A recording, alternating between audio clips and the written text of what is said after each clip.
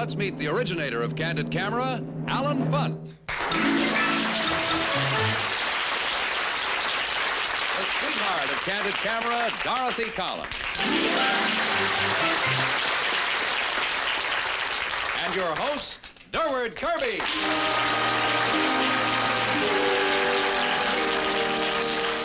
Good evening, ladies and gentlemen, and welcome to Candid Camera. Now, tonight, our program will be devoted to a most unusual Candid Camera visit, right to the very heart of Moscow. And now it's our pleasure, once again, to bring you something a little different on tonight's Candid Camera show. You know, in the past, we have always moved around a good part of the world. Oh, we've catching people in the act of being themselves all over the globe. And in addition to thousands of miles within the United States, the Candid Camera has been concealed in France and in Germany, in England, Denmark, and also in Italy. All of the scenes in tonight's show were photographed in one tiny part of the vast Russian country, just a few square miles around the Kremlin. Now here you see a crowded street in downtown Moscow. This is what we photographed from the car coming from the airport to our hotel. You notice that there are many shoppers, good number of soldiers, very few cars, and they're kind of unmindful of the cars because there's so few of them. But here you see Russians quite close. Hey, Mac! Before we got our land legs and our courage, we tried to do some photography from the balcony of our hotel. There you see the hotel window, and this is the Kremlin and the large square, which we could see right from the window. Notice the size of the square and how relatively empty of cars it is.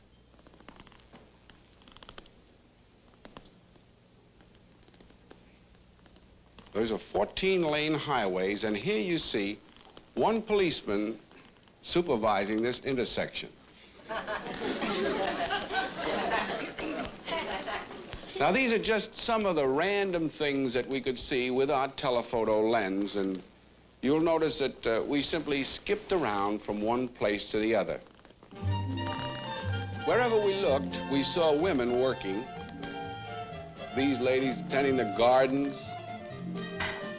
They're almost every kind of job is handled by a woman. Here they carry packages across this enormous intersection in little dolly carts. And this most unusual street cleaner with a broom that looks like it belongs to a witch. But she's cleaning that enormous intersection as though it was a tiny part of her home.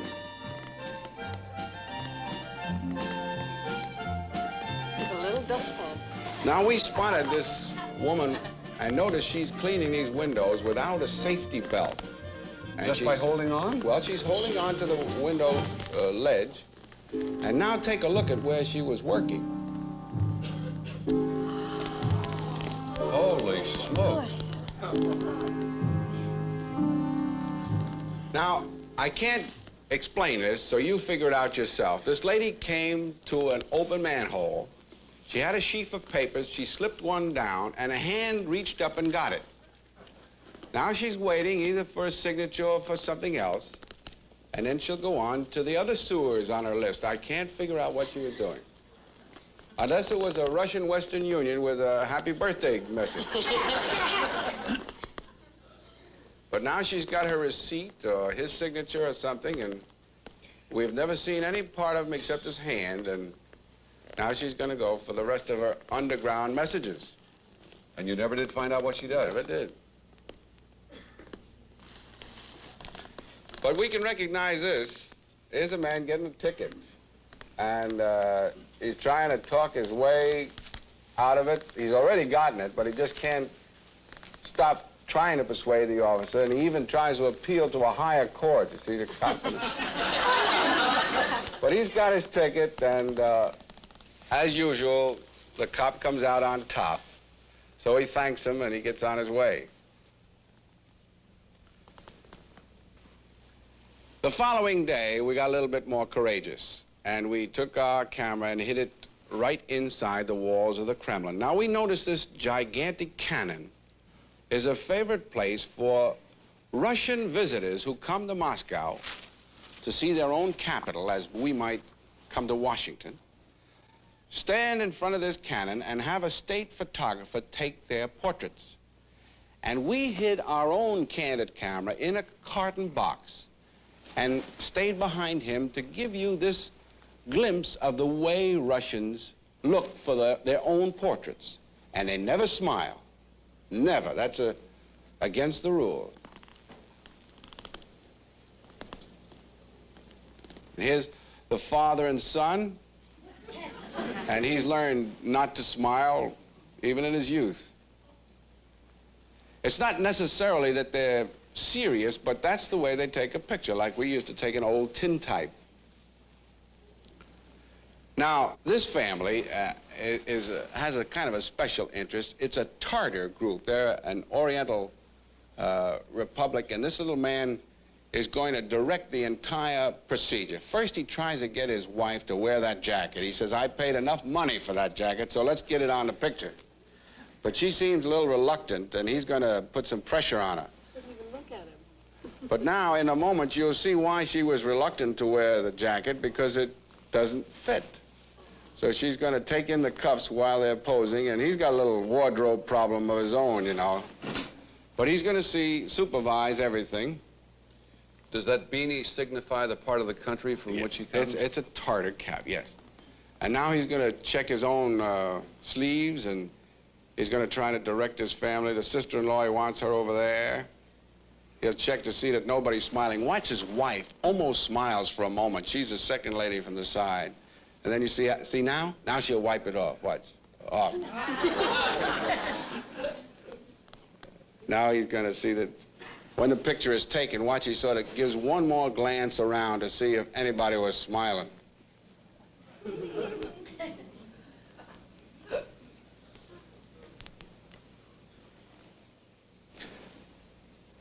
Look at the little girl has a kind of haircut that makes her able to wear her brother's clothes or her sister's. Notice that the big preoccupation with this picture is that the man wants to be sure there's no one in the background, so he's going to chase everybody from the cannon. He just wants his family in the picture. Nobody. He says, we own this cannon as well as everybody else, so let's get nobody in the picture. And he gets so right. Hey, Mac, look at the kid in the white blouse behind you.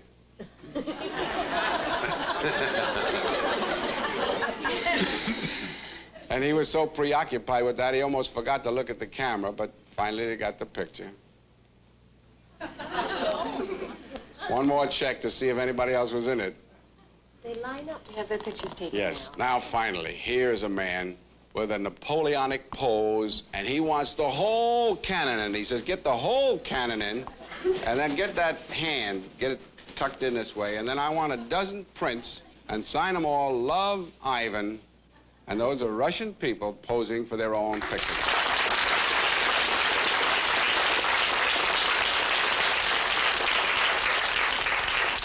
Very, very interesting footage, Alan.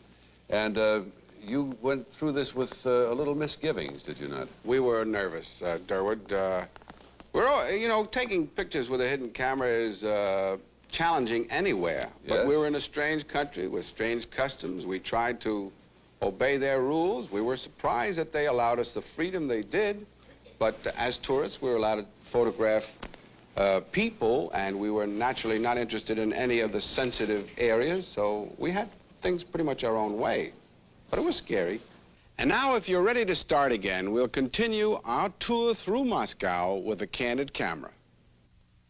This is Gorky Park in Moscow, and in the evening, it's a scene of a teenage dance. And we thought you might be interested in the lively dances and dance music. Jitterbugging is forbidden, strictly forbidden.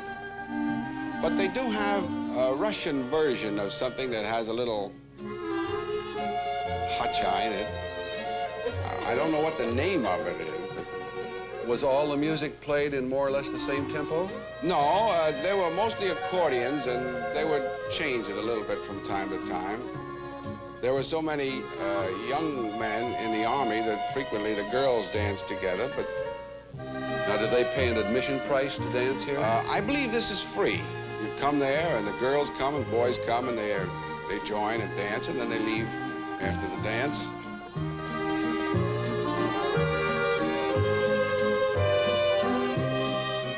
There are a number of youth supervisors that are in the crowds. And there's always one man in every dance like this fella. He's dancing what we used to call the Y dance. When you get a girl in your arms like that, why dance? But you can see that he's not very enthralled either with the dancing or With her? with the play.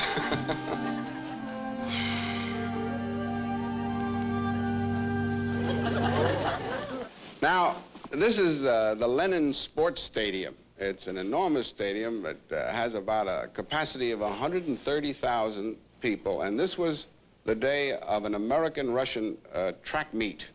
You're eating ice cream?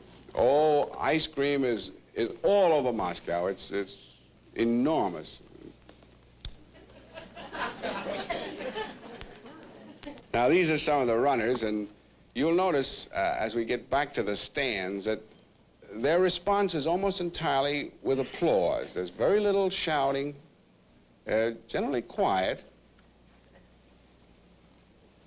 There's no really complete exultation of really screaming. Well, they have a different way of expressing approval. It's applause, and then rhythmic applause is when something is really outstanding.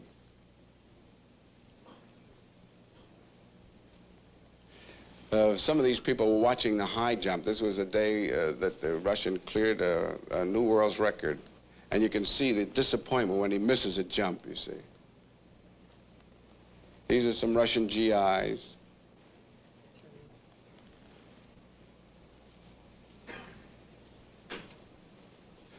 Notice that cigarette? That's a Russian cigarette. The paper is the first couple of inches, and they bend it so it fits the teeth and the hand, the finger grip like that. Here's a typical Russian face.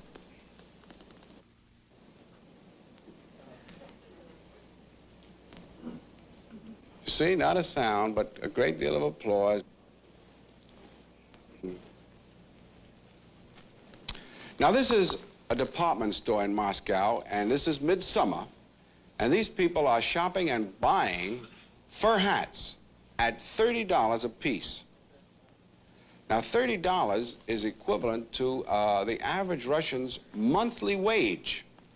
So you can imagine that this is a fairly important purchase. You mean he's spending what he makes in 1 month on that headgear? Well, the salaries are not really quite the same as ours, but it is a considerable amount of money, and he's getting a great deal of assistance from his wife. He's going to be real careful about this purchase. Notice the haircut.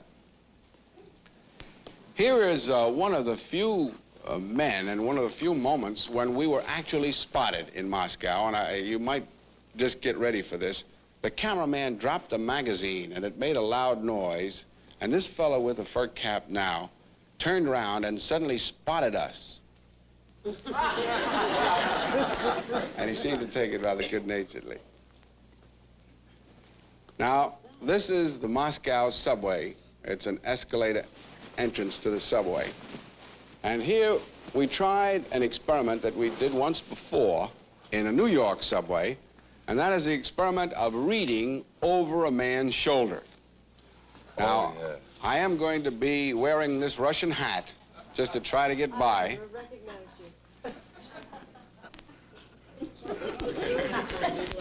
You got that away from him so easily. Well, you'll notice that reading over somebody's shoulder in Moscow is quite easy, but the real professional over-the-shoulder reader is never satisfied when he gets somebody else's paper. He still wants to read over their shoulder.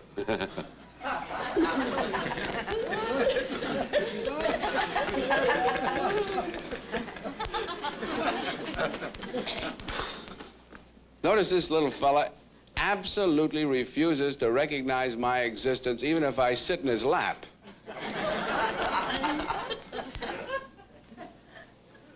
Apparently, it's a kind of a sin in a public place to refuse to share anything. So, this man not only gives me his newspaper, but I think he begins a news report for me, you see. I love your gesture there. It indicates to us that you understand exactly what he's talking about.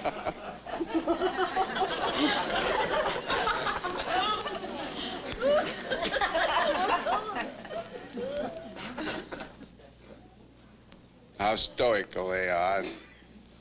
Now that I've got his paper, it's going to be mine. Now, this man looks a little dejected to begin with. And when I try to read his paper, notice how glumly he just passes it over. He acts as though the news was bad anyhow. And that's the Moscow Times.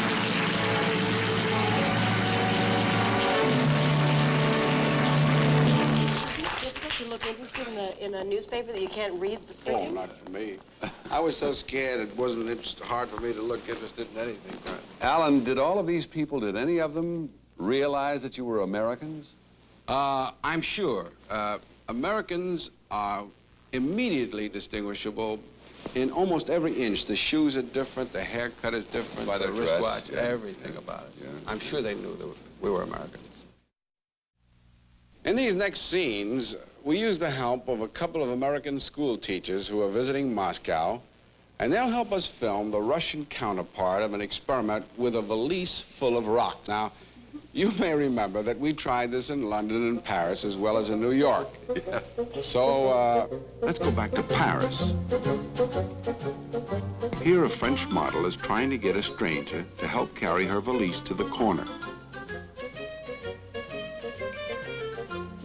Now, of course, none of these people know that the valise is full of rocks and weighs over 200 pounds.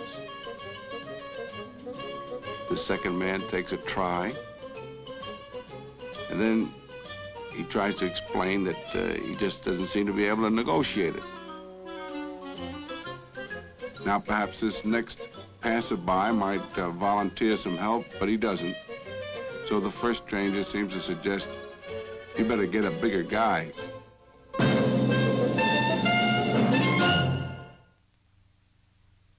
Do you think you could just carry this to the corner for me? Pleasure. Thank you very much. Oh, I don't know if it is a pleasure, really, but it's... Right, how far do you want to go? Just to the corner. All right. Could you possibly help me carry the bag to the corner? Which, this way? Or This here? one? Yes, I don't mind. Oh, I see why. Oh, Do you think you could carry this just to the corner for indeed, me? certainly.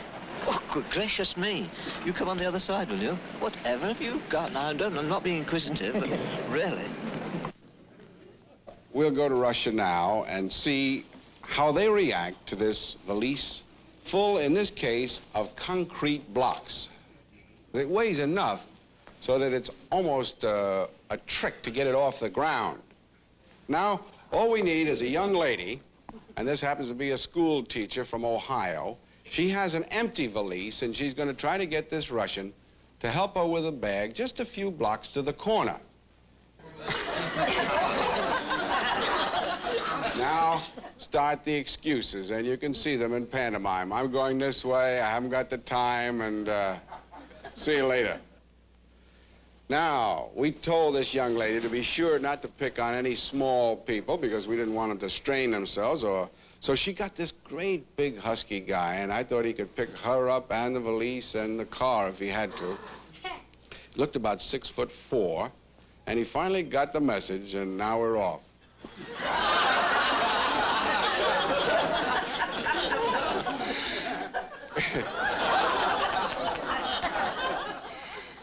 He was big and willing. There were plenty who just passed her by. This man gets an assist from his wife. Well, first he realizes it's a pretty tough job, and now his wife begins to alibi. He's busy, he hurt his arm, I got work for him to do at home, and so off they go. Gestures are the same the world over, aren't they? Yes, indeed. This young man was really willing, not very able, though. Watch.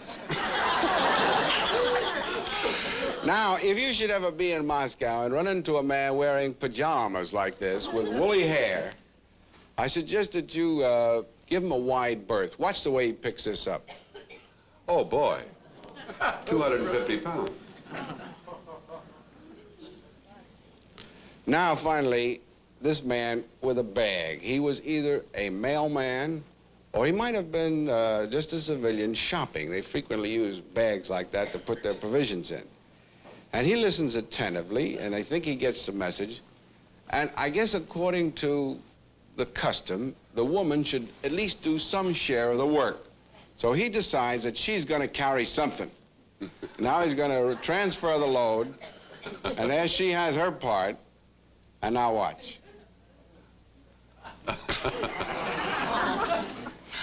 Oh, boy. And it's a good thing we came out and took this away because he'd never give up otherwise. Now these are Russian children. We photographed these youngsters in a department store where they sell only clothing and toys for children. This is the sailor. And now watch the army man. And this next fella must want to be a glider pilot. He's going to brag to his mother that he can fly, and she tells him to come down. Sweet little face. It's adorable. Got it to laugh. And once again, you see the youngsters with ice cream. They have so much ice cream. That's a pacifier, I guess. This is a girl. They often have this haircut that looks almost like this pair of twins. This young man with the beanie hat really broke himself up. We were kind of good friends in about 2 minutes, and he almost fell over and dropped the ice cream on his mother's lap. And then when he looked back again, he almost fell right out of his seat. Whoops. Now, the man in this picture didn't want to come to this party in the first place. Second place, he doesn't like ice cream. And his father just bought some from him, and he's trying to unload it. Yet. No, sorry. This just wasn't his day. And I think this final scene will help underscore some of the differences in this world that we photographed. What are they doing there? This is a 9-year-old girl in an amusement park. And this is amusement. Oh? Moscow style. Yes? Now, she's come there, she's paid a little something for this ride. And in this amusement park where it's quiet, no noise at all, watch this ride. Oh. Oh, boy, I get... And that's fun? And not a sound. Now, these two boys ride together, and there isn't a sound in all of this amusement park. And that's how we say goodbye to Moscow.